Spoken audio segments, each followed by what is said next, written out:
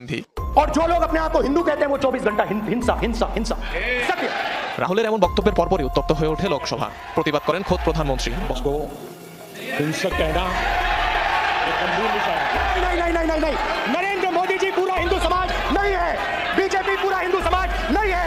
বিরোধী দলীয় নেতার মন্তব্যের জেরে ক্ষোভ ছাড়েন স্বরাষ্ট্রমন্ত্রী অমিত শাহ। শেখ হাসিনা আপনার বাড়ির ভিতর দিয়ে, আপনার বেডরুমের ভিতর দিয়ে বাইরের লোকজন যাতায়াত করলে আপনার হয়তো প্রাইভেসি নষ্ট হয় না, কিন্তু এই দেশের ভিতর দিয়ে অন্য দেশের লোকজন যাতায়াত করলে এই দেশের জনগণের নিরাপত্তা বিঘ্নিত হয়। দর্শক, ভারতের ইতিহাসে এই প্রথম সংসদে হিন্দুদের কঠিন ধুলাই দিয়েছেন একজন ব্যক্তি, সে হচ্ছে রাহুল গান্ধী। রাহুল গান্ধীর এই বক্তব্য নিয়ে তুলপাড় সৃষ্টি হয়েছে সারা ভারত ও বাংলাদেশ জুড়ে। দর্শক, তার বক্তব্য আমরা শুনবো, তিনি মোদীকে কি বলেছেন, এমনকি হিন্দুদের কি বলেছেন। রাহুল গান্ধীর বক্তব্যের পাল্টা জবাব দিয়েছেন নরেন্দ্র মোদী। নরেন্দ্র মোদী ও রাহুল গান্ধীর মুখোমুখি ঝগড়া, সংসদের সেই বক্তব্য আমরা শুনবো। অন্যদিকে বেগম খালেদা জিয়ার কিছু হলে শেখ হাসিনার বিরুদ্ধে কি অ্যাকশন নেওয়া হবে, এই বিষয়টি নিয়ে কঠিন হুঁশিয়ারি দিয়ে যে বক্তব্য দিয়েছেন বিএনপি নেতা কর্মীরা, সেটি আপনাদেরকে দেখাবো এই ভিডিওতে।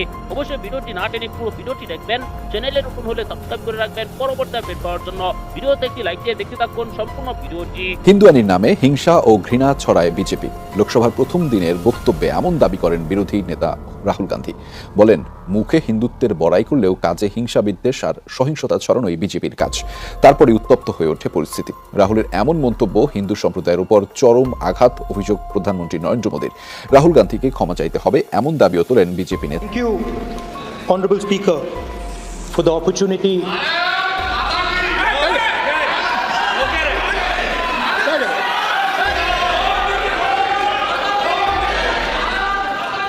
18তম লোকসভায় বিরোধী দলীয় নেতা রাহুল গান্ধীর প্রথম বক্তব্য। কথা শুরুর আগেই শোরগোল করতে থাকেন সরকারি দল বিজেপি নেতৃত্বাধীন এনডিএ জোটের সদস্যরা। By showing an image of our refuge. শিবের ছবি হাতে নিয়ে অহিংসার বার্তা দিয়ে বক্তব্য শুরু করেন রাহুল গান্ধী। এরপরই ছোড়েন বিস্ফোরক মন্তব্য। বিজেপিকে কটাক্ষ করে বলেন, সবসময় হিন্দুত্বের বড়াই করা দলটির মধ্যে হিন্দু আদর্শের কোনো ছিটেফোঁটাও নেই। হিন্দুয়ানির নামে হিংসা বিদ্বেষ আর সহিংসতা ছড়ানোই তাদের মূল লক্ষ্য। বিজেপির বিরুদ্ধে সাধারণ মানুষকে ভয় দেখানোর অভিযোগও তোলেন রাহুল গান্ধী। और जो लोग अपने आप को हिंदू कहते हैं वो 24 घंटा हिंसा हिंसा हिंसा नफरत नफरत नफरत असत्य सत्य असत्य। রাহুলের এমন বক্তব্যের পরপরই উত্তপ্ত হয়ে ওঠে লোকসভা। প্রতিবাদ করেন খোদ প্রধানমন্ত্রী। বলেন, গোটা হিন্দু সম্প্রদায়ের উপর চরম আঘাত করছেন রাহুল। পাল্টা জবাবে রাহুলের দাবি, বিজেপি পুরো হিন্দু সমাজ নয়। पूरे हिंदू समाज को हिंसक कहना ये गंभीर विषय है। नहीं नहीं नहीं नहीं नहीं नरेंद्र मोदी जी पूरा हिंदू समाज नहीं है, बीजेपी पूरा हिंदू समाज नहीं है। বিরোধী দলীয় নেতার মন্তব্যের জেরে ক্ষোভ ছাড়েন স্বরাষ্ট্রমন্ত্রী অমিত শাহ। দাবি তোলেন, ক্ষমা চাইতে হবে রাহুলকে। And the truth is that NEET students today do not believe in the exam. দিনভর উত্তপ্ত ছিল পার্লামেন্টের দুই কক্ষই। নিট পরীক্ষায় অনিয়ম, কৃষক আন্দোলন, অগ্নিপথ প্রকল্প, এয়ারপোর্ট ভেঙে পড়া সহ অন্যান্য ইস্যুতে বিরোধীদের তোপের মুখে পড়ে নরেন্দ্র মোদীর বিজেপি। जम्मू कश्मीर में 3 बड़े आतंकी हमले, राम मंदिर लीक, 3 दिन में 3 हवाई अड्डों की छत टूटी, बिहार में 15 दिन में স্মরণ করে জনগণের জন্য যিনি ঘর ছেড়েছিলেন, রাজপথে বছরের পর বছর লড়াই করে সংগ্রাম করে নিজেকে জীবন্ত কিংবদন্তিতে পরিণত করেছেন, তাকে আমরা কাছ থেকে দেখেছি। তার নাম কি?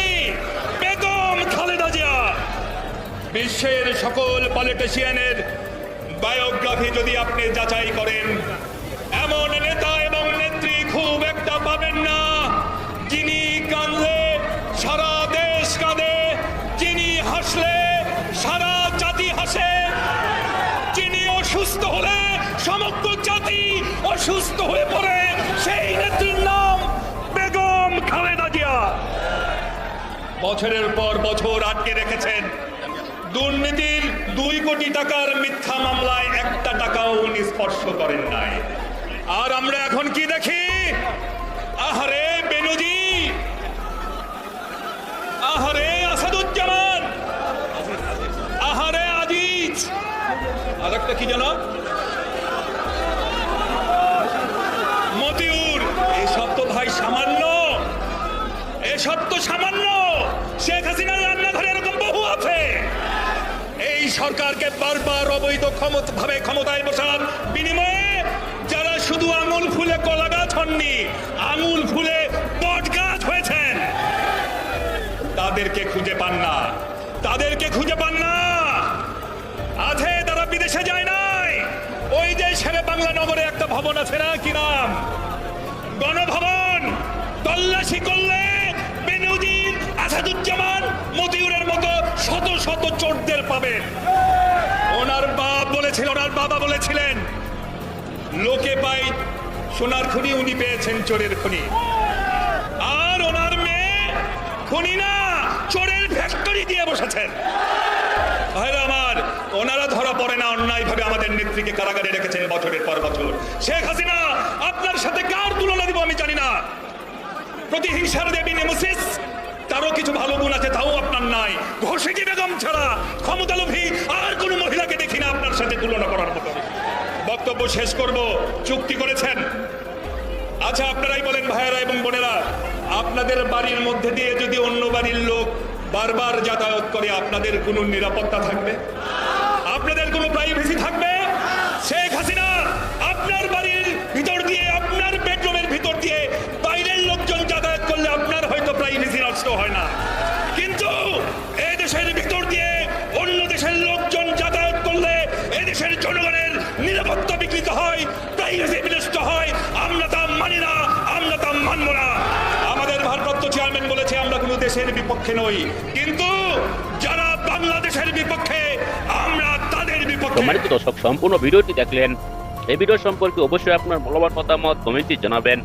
দর্শক, ভারতের সংসদে মুখোমুখি ঝগড়া রাষ্ট্রপতি ও বিরোধী দলের নেতা রাহুল গান্ধী। রাহুল গান্ধীর বক্তব্য শুরুতেই এমন কথা তিনি বলেছেন, সংসদ উত্তপ্ত হয়ে উঠেছে, সকলেই তার বিরুদ্ধে অ্যাকশন নিতে চলছে, সকলে কিন্তু ক্ষিপ্ত হয়ে তার বিরুদ্ধে চলে গিয়েছিল। তিনি হিন্দুদের বিরুদ্ধে কথা বলেছেন, তিনি হিন্দু হলেও কিন্তু মুসলমানদের পক্ষে কথা বলেছেন। তার বক্তব্য আপনারা শুনেছেন। অন্যদিকে বিএনপির নেতা কর্মীরাও কিন্তু হুঁশিয়ারি দিয়েছেন, বেগম খালেদা জিয়া যদি কিছু হয়ে যায়, অসুস্থ অবস্থায় মারা যায়, তাহলে শেখ হাসিনার কপালে গতি আছে, এরকম তাই হুঁশিয়ারি বার্তা দিয়েছেন। তাদের বক্তব্য শুনে আপনার কাছে কেমন লাগলো? এইসব বিষয় নিয়ে আপনার মূল্যবান মতামত কমেন্টে জানাবেন। পরবর্তী এরকম ভিডিওগুলো পেতে চ্যানেলটিকে সাবস্ক্রাইব করে পাশে থাকা বেল বাটনটি অন করে দিবেন।